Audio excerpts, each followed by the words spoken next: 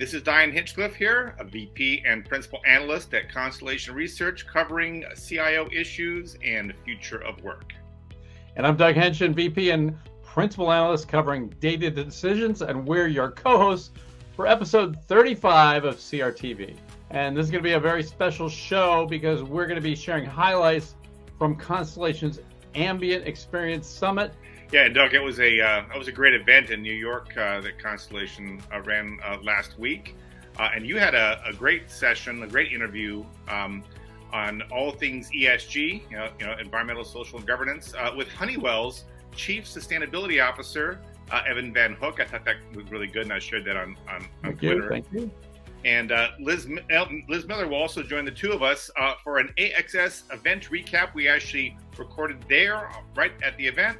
But first, let's get to the news.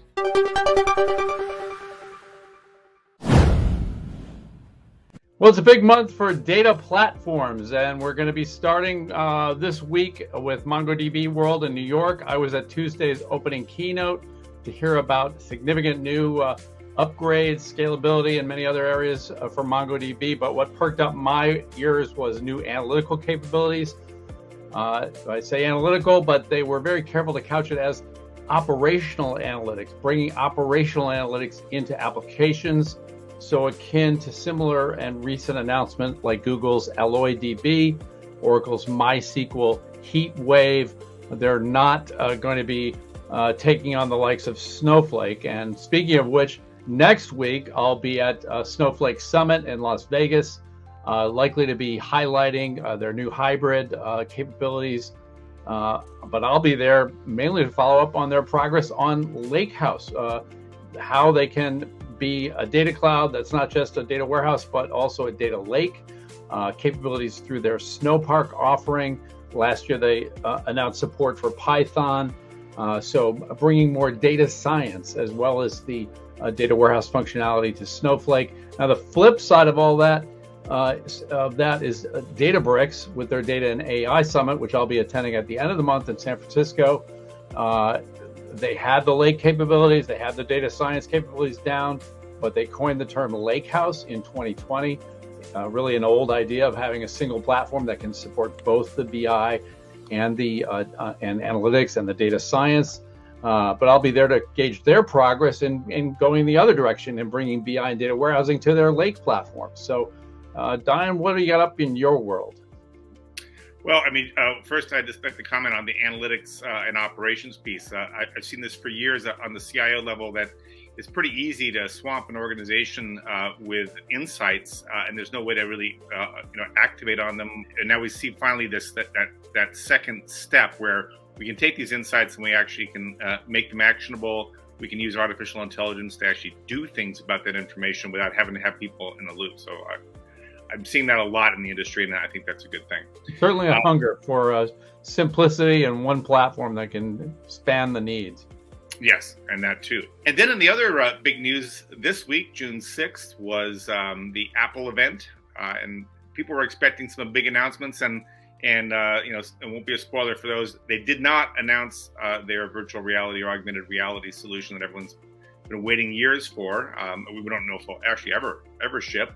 But they did have a slew of announcements, and they covered the whole gamut from iOS to Mac OS to new chips. So the M2 chip came out, and they're doubling down on the Apple Silicon, which has been tremendously received. It's very high performance, has extremely high security with a security enclave. While they didn't have any breakthrough announcements of new tech that's on chip, it's just they're really just opening their lead there and having a fully integrated stack. They don't have to. They're doing their chips all in house.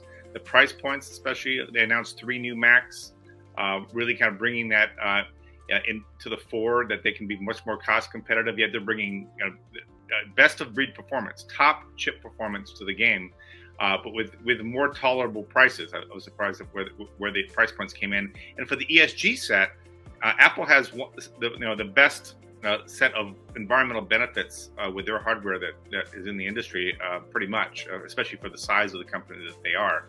And so that's increasingly going to be compelling. Never mind that they're bringing their ecosystem closer together. So there were probably close to 200 announcements scattered throughout the 2 hours, a massive 2-hour session this week, unveiling all the changes in iOS and macOS.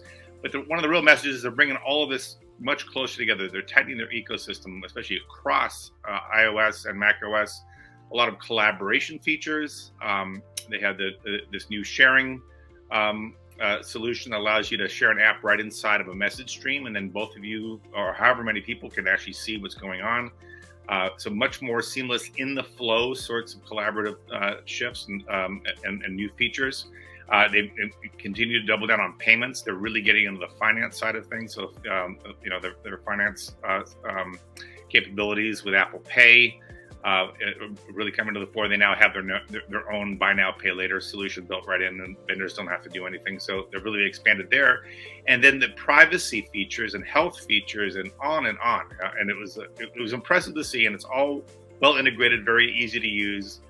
And so I think they're really extending their lead, especially on mobile and in tablet, where Android still just really doesn't have anything that can match up to that full set of capabilities. And they had lots of multitasking announcements.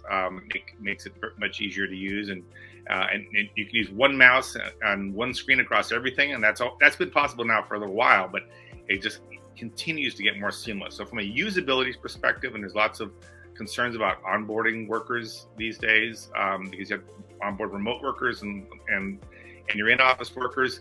User experience and the cost perspective and their ESG compliance and the safety and privacy and security, especially for large organizations, is going to be increasingly compelling. So from an enterprise perspective, Mac and iOS are more compelling than they've ever been. So we'll see what happens in the market there. Well, and perhaps that's why the surprisingly aggressive new price points. That's always been a sticking block for the enterprise, the perceived higher cost versus the onboarding ease, the familiarity of the Apple devices. Well, I'm glad to hear about the sustainability. That's very much in the news these days. On June 1, we had the general availability announcement of the Microsoft Cloud for Sustainability.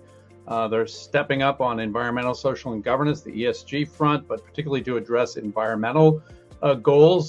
They're leading with data intelligence capabilities, common emissions data formats to help companies address reporting requirements, build more sustainable IT infrastructure, reduce environmental impacts of operations, and create more sustainable value chains. So that's what this cloud will help companies do. And they're working with a number of partners, including ABB, Honeywell, Johnson Controls, systems integrators like Accenture, EY, Tata Consultancy Services.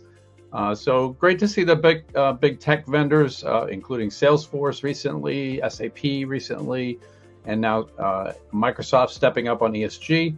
But at least on the reporting and data front, I think there's a lot will depend on SEC regs and IFRS guidance now in development here in 2022, sure to be completed by the end of this year, hopefully. That will help to shape how public companies report what they report in terms of carbon emissions and climate risks. Diane, back to you. Yeah, and it's interesting. When I talk to CIOs, they are looking at their vendors first and foremost to tackle their environmental objectives, going green IT, green tech, all of that. They're looking at their cloud vendors in particular, and the cloud vendors are stepping up. They really are. It's not going to do everything, but it's going to get them a lot closer. So that's good. Yeah, a number of those clouds are already net zero or soon to be. Yeah, exactly right. And so next up was Broadcom acquiring VMware for reportedly $61 billion, which makes it one of the bigger tech acquisitions, and a fair amount of head scratching if that's really going to work. I mean, the problem with M&A in general is that you lose up to a third of your customers and a quarter of your workers, often your best ones, in the process, because if there's especially a big cultural difference between the two organizations. A lot of people say, well, that's not the organization I signed up for. And that's going to be a problem with this. The consensus is, even though VMware has had a great challenge in growing their stock price in the last 10 years, has been essentially flat. Despite everyone else growing and the cloud being an enormous story, VMware just hasn't been able to get the product mix to really take them up a level. And my analysis is they haven't gone up in the stack. If you look at the hyperscalers, they provide all the fundamentals. and they go up and have these much more advanced capabilities around analytics and AI and IoT. And VMware does have some of those things now, but they were too late to the party, and they just haven't had that. I mean, it made them a target. And Broadcom is not perceived as being a real close cultural fit to VMware. And there's a fear that a lot of VMware customers, and VMware is still a cool company. That's the thing. Broadcom is kind of viewed as a kind of stodgy older organization, chip maker that does the occasionally interesting thing. But VMware is still considered have some very top talent. So it's going to be. But does it really have the growth prospects of that it once did? I don't see it, and I don't see how Broadcom is going to be able to take VMware and do something thrilling with it. Where are they planning to take that? That's lower down in the stack, right? What VMware really needs is, as I was pointing out, to go higher up in the stack and get more broadly appealing features that have higher margin and more value. Everything they're doing is getting horribly commoditized. And lots of commoditized and open source competition for VMware. Exactly. Well, that's it for this week's. That's it for this week's news summary. But stay tuned for highlights from Constellation's Ambient Experience Summit. It's all about the intersection of customer experience and employee experience. So it's a must-watch video for CXOs and aspiring enterprise leaders. Stay tuned.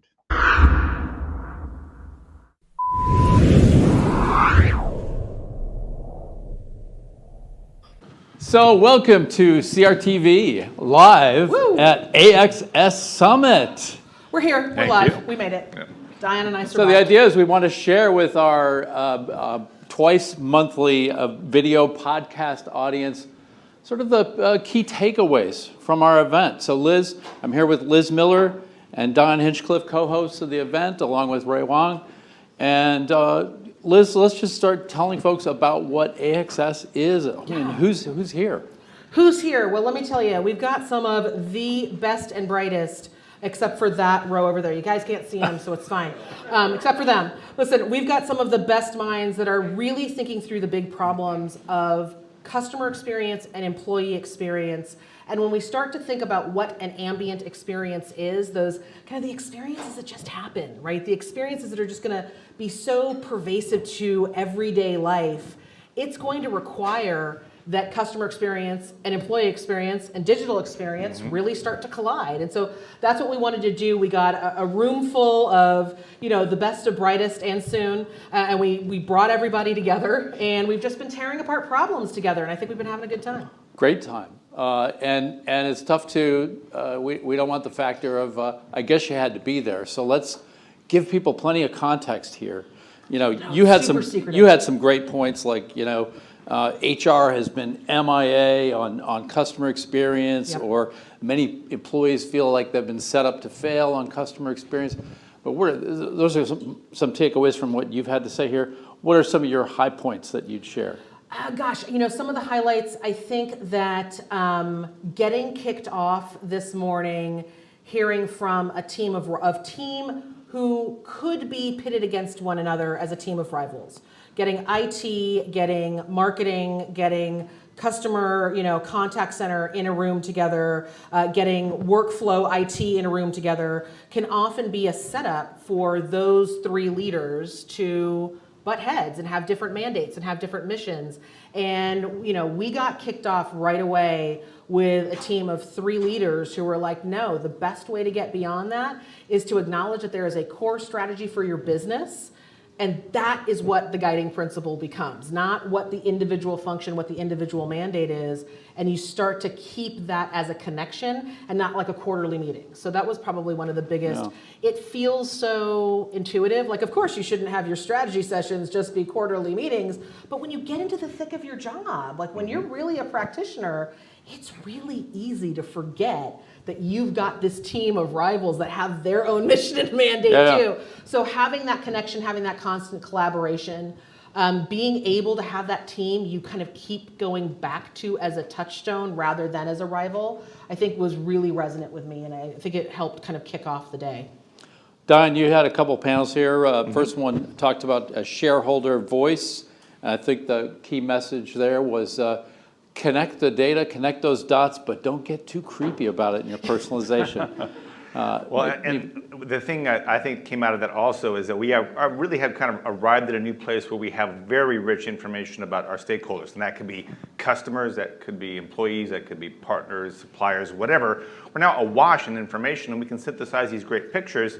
But we have to operationalize it. We're still leaving the point where we're being buried in analytics and we can't action them effectively. And so this is where things like the magic of AI, which I think the consensus has been throughout the day, is 5 years ago AI was pie in the sky, but it seems to be arriving at the dock today for most of us. We're starting to actually make it useful.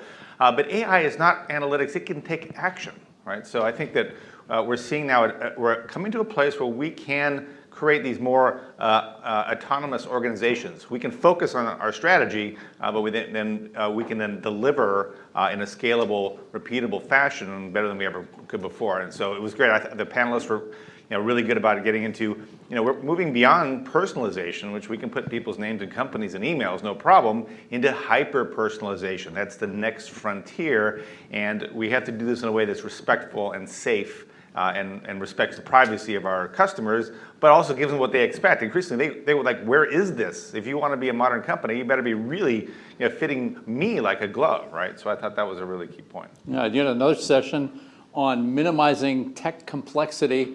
We had a serendipitous moment, but I have to share it. Oh, so good, right? Yeah, one of your panelists said one of the keys has been to have just one system for every core need.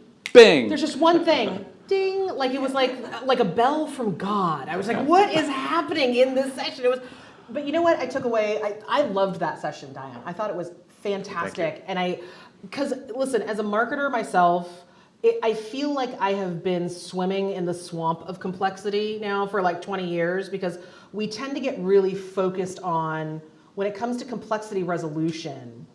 We tend to try to think to ourselves, how do I unravel the cords of all the channels that I now have to communicate through my customer with? And now I'm going to have an omni-channel journey, and that's not cross-channel, it's multi-channel. And you're like, I can't talk about that anymore, because then what ends up happening is you end up then focusing more on the systems that are pushing that out, and then you end up in these wonky conversations about presentation layers, like all this stuff.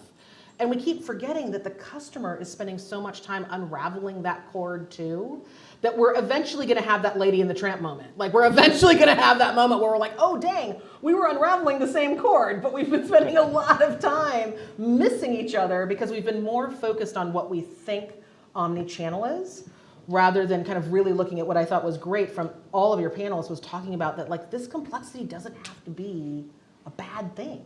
No, it can it's actually be something that becomes a differentiator if you look for that one thing. Ding! That's going to happen. I'm always going to think about that.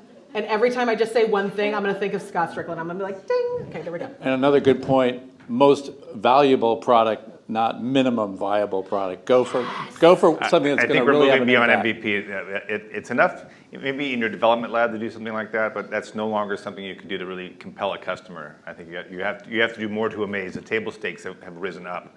But another thing we did, Doug, was we tried the experiment here at AXS to see if we could mix the conversation between customer experience and employee experience. And we had a workshop in the middle of the day to see if that would work, right? So was that oil and water? And it has traditionally. I've been at events where they've tried to do that, and those two groups don't necessarily mix together very well. But I thought it came off quite good. All the participants were able to fluently talk about both and talk about measures of them and how to resolve them. And so that was where the premise, we talked about voice of the stakeholder, not voice of the customers this morning, because that's where really our experience is a single continuum. You have to use employee experience to provide a lot of customer experience, for example.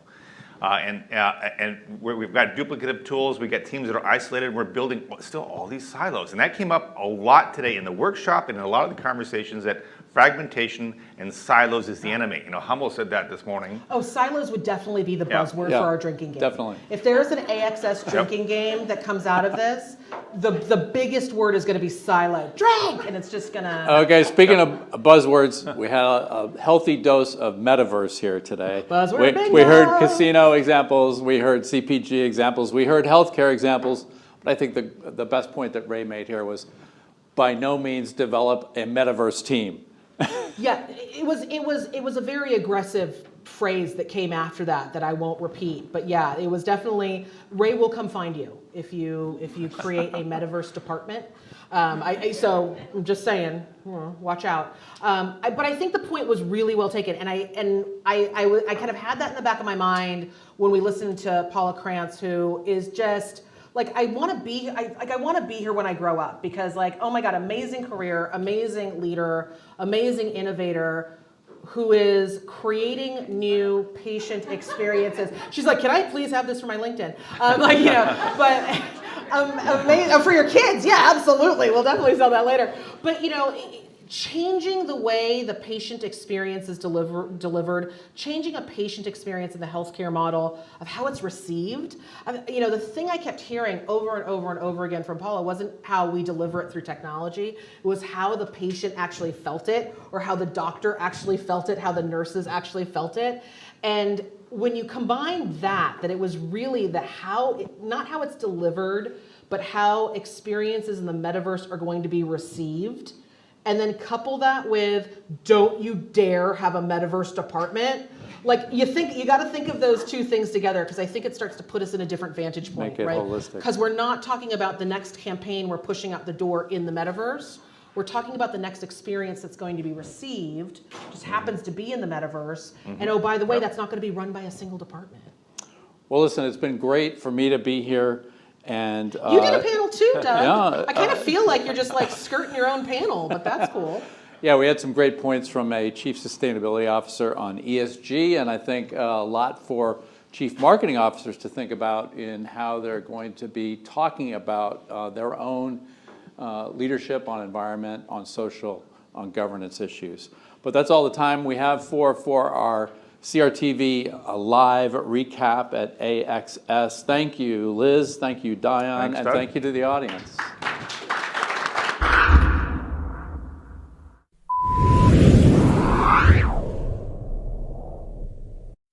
Come on in. I'm Doug Henshin with Constellation Research. I'm here with Evan Van Hook. He's the Chief Sustainability Officer of Honeywell.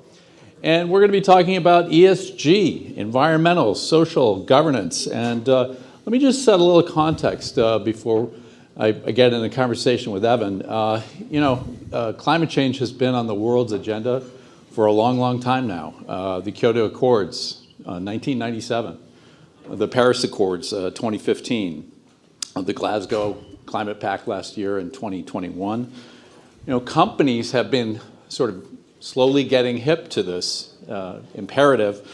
And that goes back to 2000. The Carbon Disclosure Project got started, and that was kind of an offshoot of the Exxon Valdez accident, actually. And so slowly this has been building as a corporate issue to the point where today 92% of Fortune 500 companies acknowledge climate issues in some way in their financial disclosures. But right now, we're in the midst of a sea change. In March of this year, the SEC issued draft rules that are going to call on every public company to be disclosing their carbon emissions and their climate risks.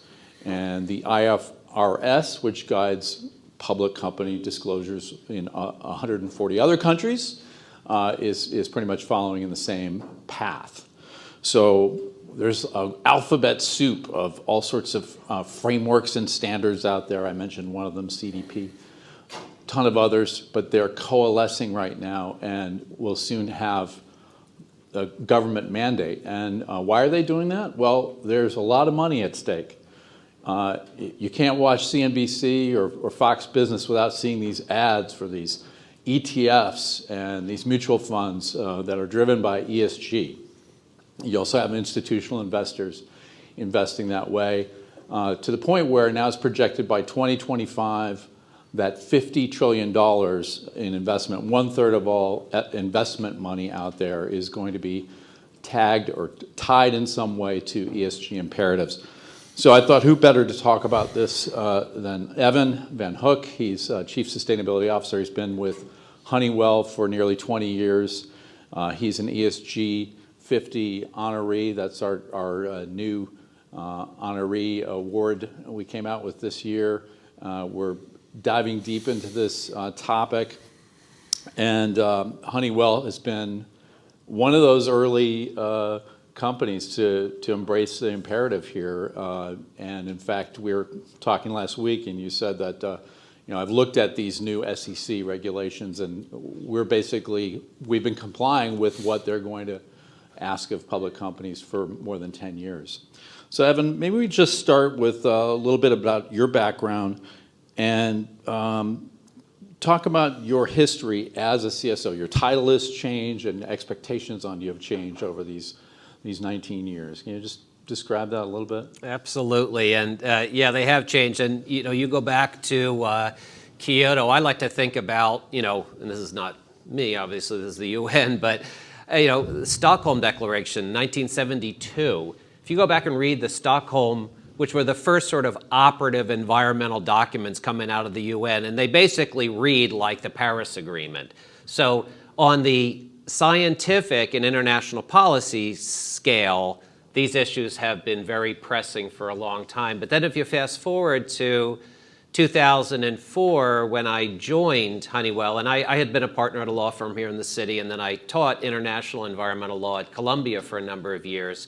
And so I sort of taking from that policy perspective, but came to Honeywell in 2004, and it's sort of amazing to think back about how you could almost be in a little bubble still in 2004. Kyoto came into effect in was signed in 97, but didn't come into effect until 2005. And so there really was no operative sort of international regulation around this. There certainly was no national. And just, in retrospect, I think of all us sort of knuckleheads hanging out in our offices and thinking, what are we going to do? What are we going to do?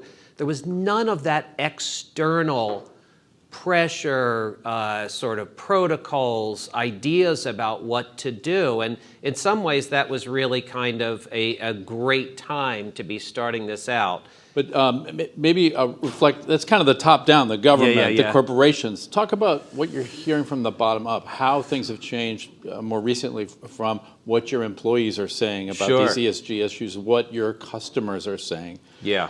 And the color on the customer in Honeywell's case is, until recently you had a B2C business, but now it's entirely B2B, right? Absolutely, yeah. And when we divested our last B2C in I think it was around 2017. So the Honeywell filters, we actually spun off, ubiquitous Honeywell thermostats. That's another business. Yeah, 17, 18 timeframe. Don't hold me to the date, but I can remember it well, but can't remember the dates anymore.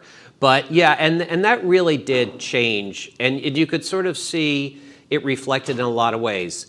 As I say, we sort of started out being a little bit kind of at our bubble. We set these targets, and by the time we hit those, time when we had spun off the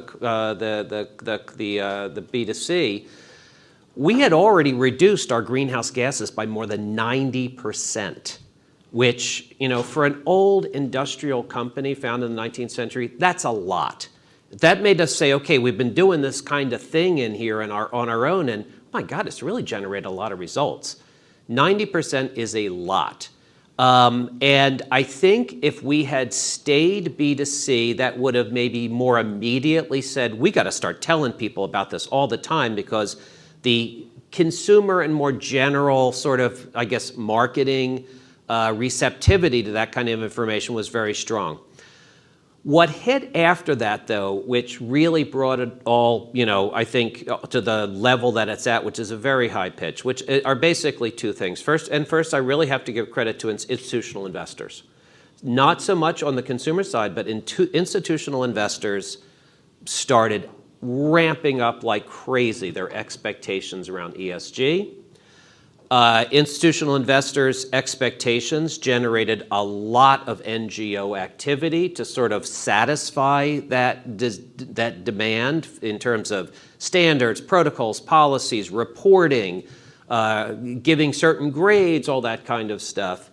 And then all of that, in addition to consumer demand, generated just tremendous desire from our customers. So now it's the customers, the institutional investors, And the private sector rating agencies create an absolutely overwhelmingly powerful force.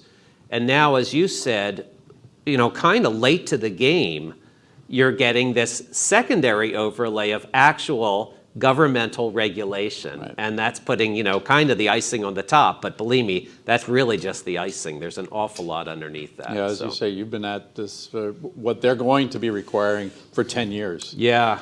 Can you tease out the E, the S, and the G? I mean, to me, when I think of sustainability, I think of the E, the environmental. Yeah. What, as a chief sustainability officer, do you focus mostly on the E, and is the S the HR officer? Talk about the who does what. Yeah, that's such a great question. It does, and I'll sort of tie just also to the last question because it's relevant to this one as well. Yeah, we did start noticing real early on, and this very much ties to the G part of the question, that these data are data. And if you're going to start talking about them, they better be right. And so literally, the SEC is right now proposing to require certain standards around data. We've actually been applying those standards for that specific requirement for about 10 years. So we feel pretty good about that. Doesn't mean there's not other things that will be challenging. But now, when you talk about ESG, and I think that that's also been an evolution and a really, really good one. Probably, I meet with our top 50 shareholders every year. And probably 5 years ago, the conversations were almost exclusively around environmental. And they wanted to know your entire environmental program, and very particularly climate. They were very interested in climate already. That has evolved over the last 2, 3, 4 years to really equivalent demands around S and G. And if I, and we, I don't want to say we're, entirely reactive. We try to look ahead. But we have evolved in response to that. And I think what I would probably say is that unless you are a very really simple organization, then probably you're going to need more heads than one to run all of it. What we do is we have formed what's called an ESG review board, which is all officers of the company. And because it's also now, they were talking about silos earlier. You can't just say, oh, hire S person, hire G person, hire E person. All of these are incredibly interactive. When we talk about, E, you think about it, okay, environmental impact. All right. Well, then you get into S. Well, sustainability very much incorporates safety, worker safety. It's one of the UN SDGs. And that sort of falls under my sort of, overall umbrella too. But then also, everyone, one of the biggest focuses of this administration is environmental justice. Well, how we manage environmental issues actually has tremendous social implications. Now, what we did, however, also is we did appoint a chief diversity officer. And so she is part of that ERB, the ESG review board. Right. But we interact. And then finally, we appointed a general counsel of ESG. And she kind of handles the G. Good. Well, with this heavily CMO audience in mind, or any particular advice you'd give them, whether they're B2B or B2C? And then I'd also entertain any questions for Evan from the audience. But advice for CMOs. Yeah, for CMOs, and I'll tell you just because I work with our CMO a ton, is just deeply, deeply grounded in fact. That's, I think, one of the most important things in this space right now, because it seems like everybody wants to talk about it. And I think you can get yourself in quite a bit of trouble. Things that don't seem bad, things that say, we're green. Well, that might not be the greatest thing to say unless you can, say exactly why and where are the data and things like that. So that, to my mind, is, but that being said, I think there's an incredible role for marketing to steer people to the right solutions. People are looking for solutions now. And so I think you guys are an integral part of pushing this forward. So, any questions? Here we go. Hi. You know, Honeywell was ahead of kind of this ESG. You were working on it for 10 years. 20 years, I'm sorry. What do you, in keeping in being ahead, what do you see as the next evolution? You know, what is the next 10 years going to look like, and how are you all getting ahead of it? I think that's such a great question, because it really, it's something that occupies us. I mean, in sort of hard, brass tacks sort of ways, our CEO last year and then this year has committed us to becoming carbon neutral by 2035, and also to set what's called a science-based target, which is a target that's in alignment with the Paris Agreement. So those are extremely hefty commitments. As far as we know, we're the largest industrial that's done this. And so, you know, part of it is just, you know, let's take out the carbon. And then I think the thing that's also going to be really exciting is how we get there. We've got this 60% of R&D in this space, and we're really focused on such exciting things that, you know, again, are going to take the economy into a much less carbonized space. One of the things, the SBTi targets go into what's called Scope 3, which are a series of categories outside of your own operations, and particularly including your emissions generated by your products in use. Well, if you're committing to reducing emissions from your products in use, what does that tell you? You have to innovate with less impactful products. That's the only way you're going to get there. And so we see it as we have this target, which is really great, and it's Scope 3, but it's really like this incredible commitment to innovate with our products.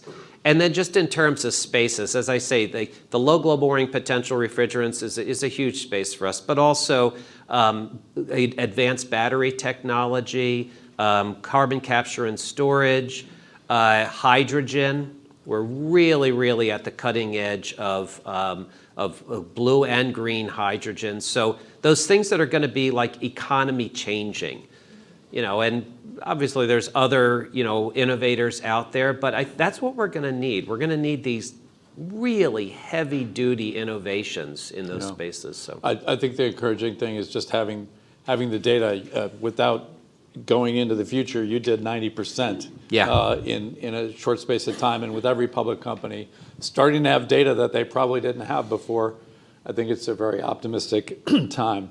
Evan, every conversation I've had with you, I could keep going, but we can't keep going. So thank you very much. Thank you. Well, that's a wrap for episode 35 of CRTV. Get set for our next episode coming up in 2 weeks. That's right. Watch for our co-hosts Holger Mueller and Liz Miller, and our partners in crime, who will bring you the next episode of CRTV. In the meantime, be sure to follow us on Twitter at ConstellationR and on LinkedIn at the CRTV show hashtag. Thanks for watching. Have a great week.